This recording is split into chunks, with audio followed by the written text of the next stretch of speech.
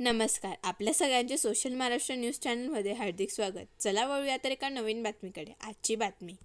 दोंडाईचा येथील बसस्थानकातून बसमध्ये चढलेल्या महिलेचे सोन्याचे दागिने चोरी करणाऱ्या एका महिलेला धुळे स्थानिक गुन्हा अन्वेषण शाखेच्या पथकाने जेरबंद केले.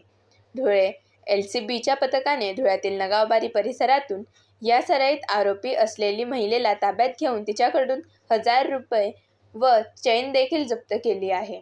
सुरत ते शिरपूर बसमधून प्रवास करणारा रजेसिंग बंडूसिंग राजपूत राहणार अहिल्यापूर, तालुका शिरपूर यांची पत्नी आणि ते प्रवास करीत असताना त्यांच्या बॅगेतील 2 तोळ्याची सोन्याची चैन गर्दीचा फायदा घेत चोरून नेली.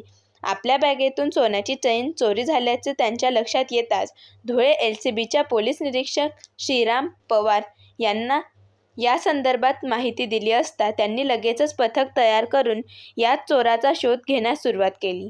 धुळे शहरातील नगावबारी परिसरात एक संशयित महिला फिरत असताना आढळून आली व तिची चौकशी केली असता तिच्याकडे सोन्याची चैन आढळून आली व तिनेच ही चैन चोरली असल्याचे कबूल केले.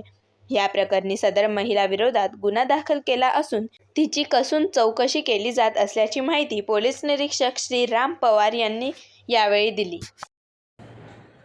दिनांक 6 फेब्रुवारी रोजी दोंडाईच्या बस स्थानका इथून रजेसिंग बंडूसिंग राजपूत व त्यांच्या पत्नी या दोंडाईच्या बस स्थानकावर आल्या असताना रजेसिंग बंडूसिंग राजपूत यांच्या पत्नी यांच्या गळ्यातील 2 तोळ्याचे सोन्याचा गोफ हा त्यांना मिळून आला नाही.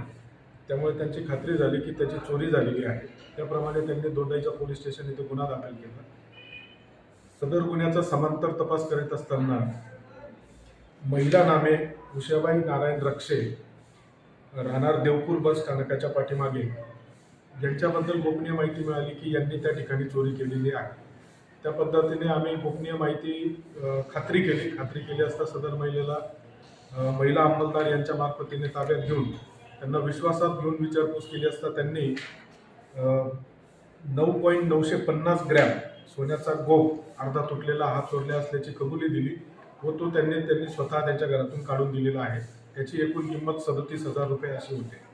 सदर महिला यांना पुढील तपास कामी दोंडाईच्या पोलीस ठाणे येथे वर्ग करण्यात आले. धन्यवाद.